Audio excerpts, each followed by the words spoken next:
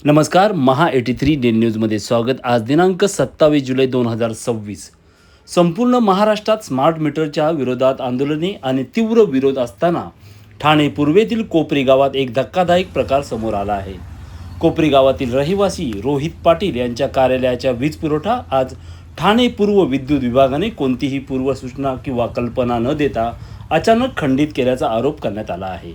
या कारवाईमुळे परिसरात नाराजीचे वातावरण निर्माण झाले असून संबंधित विभागाने कोणत्या कारणास्तव वीज पुरवठा खंडित केला याबाबत स्पष्टीकरण देण्याची मागणी रोहित पाटील यांनी केली आहे. स्मार्ट मीटरच्या मुद्द्यावर राज्यभरात सुरू असलेल्या वादाच्या पार्श्वभूमीवर घडलेल्या या घटनेमुळे रोहित पाटील यांनी आपला संताप महा 83 डेली न्यूजकडे असा व्यक्त केला. माझं ऑफिसचं बिल हे दर महिन्यात ॲक्च्युली जे कॉन्ट्रॅक्टर हायर झालेले आहेत ते बिल इकडे तिकडे टाकून जातात किंवा मला बिलच भेटत नाही आणि त्यांचेच सरकारी अधिकारी मला त्यांच्या इकडनं इंटरनल हे करून मला बिल देतात. मग तेव्हा मी सबमिट करतो. तर ह्या महिन्यात असं झालं का जे होते आपलं गायकवाड आणि श्याम म्हणून होते बांगर वगैरे जे असतात जे लाईट कट करायला येतात ते यावेळेस नव्हते. त्यांच्या जागी मॅडम होती आणि अजून एक त्यांचे सिनियर होते.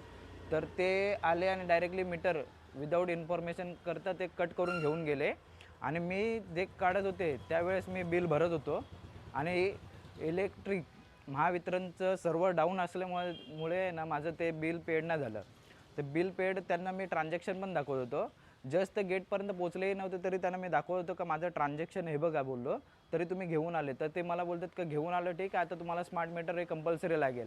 तर मी त्यांना रिक्वेस्ट केली का मला स्मार्ट मीटर नको आहे, अजून तुम्ही सबमिट नाही केलं तर तुम्ही जे माझं नॉर्मल मीटर नेलं आहे तेच मला द्यावे, कारण की आमचे असे पण बिल्डिंग रिडेव्हलपला चालले तेव्हा आमचं स्मार्ट मीटर येणारच आहे.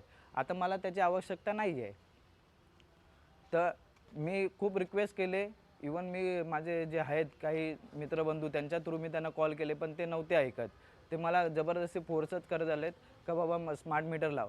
एक 5 मिनटाच्या अंतरावरती मी त्यांचं ट्रान्झॅक्शन पण अगोदरचे दाखवले. माझे ऑनलाईन ट्रान्झॅक्शन आहे जीपेचे. मी त्यांना दाखवतो का मी बिल भरतोय हे बघा बोललो. शेवटी मी त्यांच्या एका व्यक्तीकडे मी बिल ते ऑनलाईन पाठवून त्यांच्याकडनं मी पे करून घेतले आणि आत्ताही मी अंधारात आहे.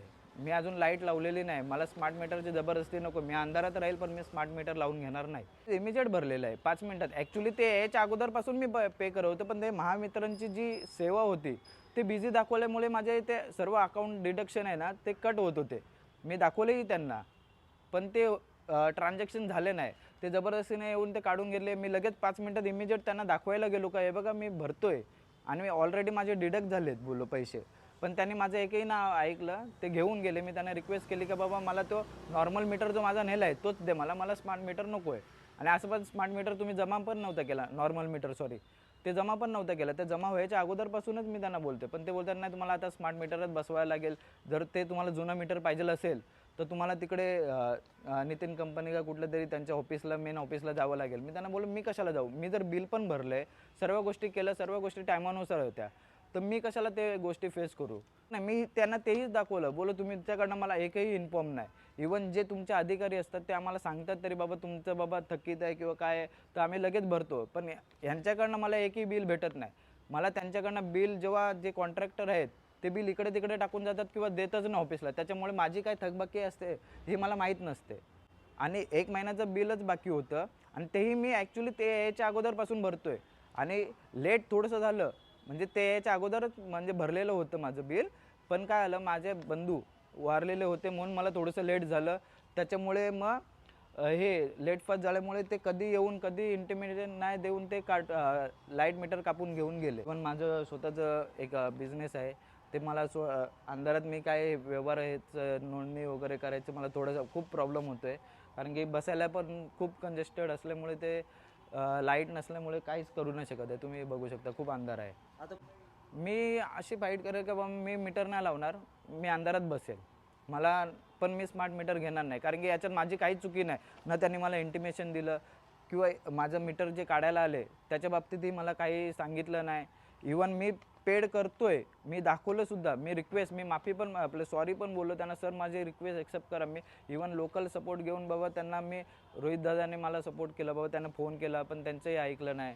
पण ते ऐकतच नाही. ते बोलतात नाही आमचे जे सिनियर आहेत सूर्यवंशी साहेब त्यांच्याशी बोलावं लागेल किंवा ते पुढे जावं लागेल असं तसं खूप उद्धट पद्धतीने बोलत होते.